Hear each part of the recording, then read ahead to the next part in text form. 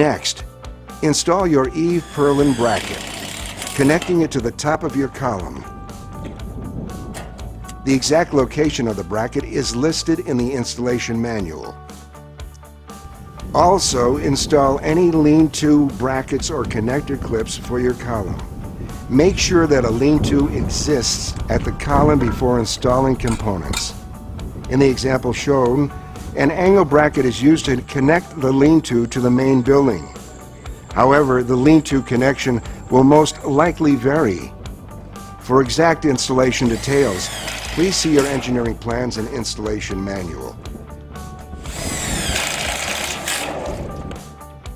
At this time, you can also install mezzanine brackets if a mezzanine is to be installed at that column.